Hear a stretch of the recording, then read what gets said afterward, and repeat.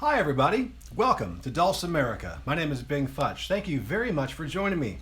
Well, I'm back with some more learning tracks, and today we're going to be looking at, and as well as the next several weeks, chord progressions.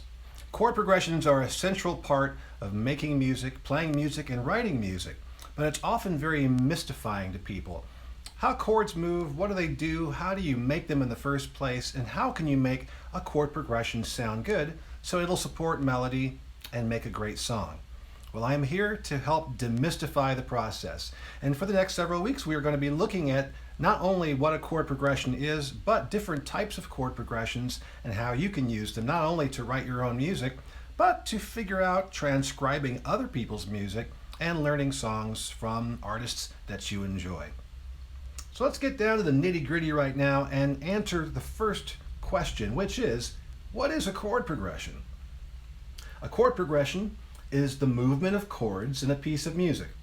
This movement, along with the melody, is determined by the key signature. It's also known simply as the key. The key serves as a guideline for the piece. It tells us which 7 notes will play well together, and it also tells us which chords will be the best for creating harmony for the melody. Let's start off with the key of C major, since it has no flats and no sharps. The 7 different notes are C, D, E, F, G, A, and B. This is the C major scale, and we'll use these notes for our melody.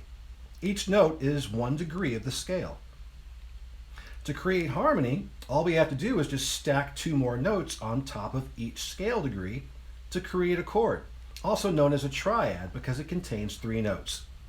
We'll start building from the first scale degree, which is C, then skip over the next note, D, and land on E. Let's stack that on top of C. Now skip over F and land on G, and let's stack that on top of E. Now we've got a C major chord with 3 notes, C, E, and G. Each one's a little bit higher in pitch. The note we began with is the lowest pitch. It's called the root. The second note is the 3 notes above that root, and we call that the third. And the highest pitched note is 5 notes above the root, and we call that the fifth. As you can see, we're using every other note in the scale. If we do this with all 7 scale degrees, we end up with 7 different chords that will play nice with the notes of the scale, because the chords are built using the exact same scale. Now, an easy way to understand chord relationships is to use Roman numerals for each scale degree. Notice that 1, 4, and 5 are uppercase, 2, 3, and 6 are lowercase, and 7 is lowercase with a little degree symbol next to it. Every scale and every key has a pattern of whole steps and half steps within. Because of this, chords built off of the 1st, 4th, and 5th scale degrees end up as major chords. The 2nd, 3rd, and 6th degrees result in minor chords, and the 7th degree makes a diminished chord. Now we'll get deeper into details on that later in the series, but suffice it to say that major chords are upbeat and happy. Minor chords are sort of sad and serious, while diminished chords have a quizzical sound to them. They're like kind of in between. Maybe like a musical question.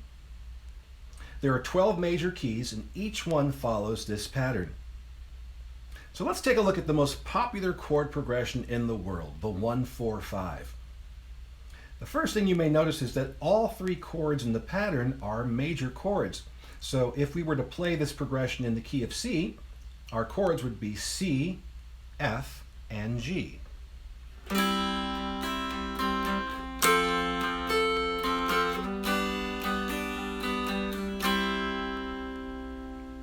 Hundreds and thousands of songs use the 1-4-5 chords.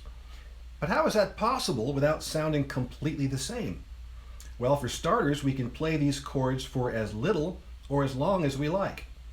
We can also switch the order of chords. For example, let's put another 1 chord in between the 4 and the 5.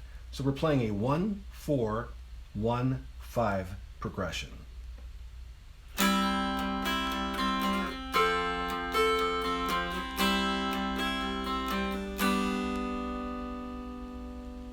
And let's change some of the durations that we're hanging out with these chords.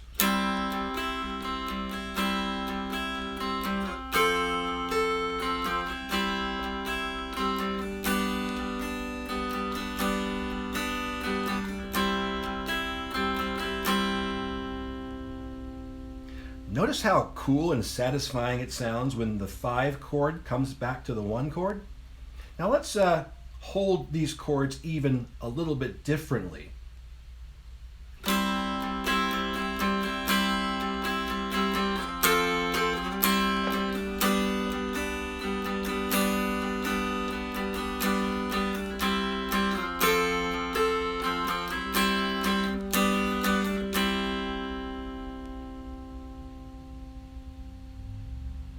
Now let's move them around again, but this time we'll use a different time signature, 3/4 instead of 4/4 time. We have a little waltz feeling going on here. Let's play a 4-1-4-5 chord.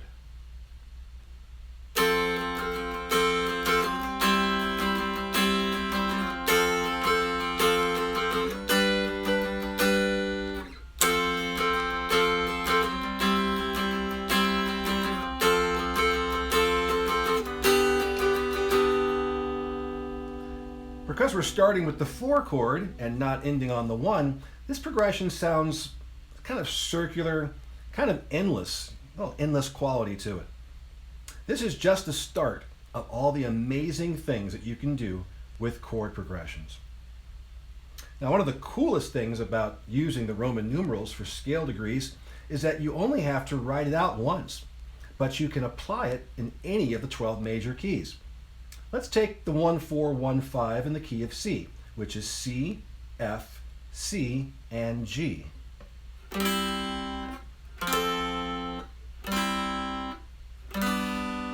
You might recognize those chords as being the Mountain Dulcimer national anthem, Boil Them Cabbage Down. Boil them cabbage down, boys, turn them hoe cakes round. The only song that I can sing is boil them cabbage down. Notice how we changed the duration of how long we held those chords at the end. We were a little quicker than moving along slowly. Now let's change to the key of D,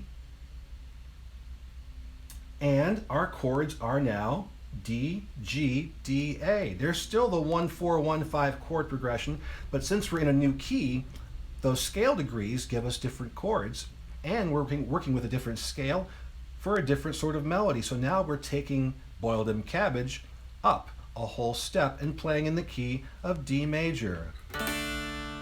Boil them cabbage down, boys, turn them hoe cakes round. The only song that I can sing is boil them cabbage down. So the chords are different, but the movement is the same. That's because the relationship between the notes of the scale and the resulting chords are the same in every key. So 3 chords in 12 different keys gives us quite a lot of variety. Add a unique melody and maybe some lyrics, and you can see why you can get so many different sounding songs.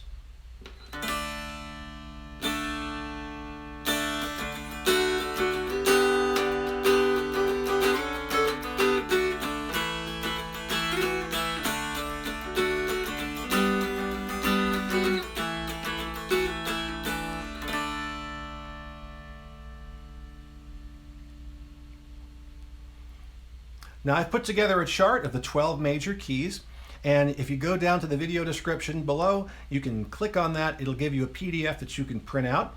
Keep that by your instrument and by your computer, because over the next coming weeks, you'll be referring to that quite a bit and seeing how all of this stuff fits together. We'll take a look more at the 1-4-5 chord next week, but we're also going to start adding in some other elements as well as we study chord progressions and how they work. Thank you very much for joining me. I know this was really heavy on theory, but we'll be steamrolling ahead into some of the most popular chord progressions ever used and how you can come up with them yourself. Thanks, everyone. We'll see you next time.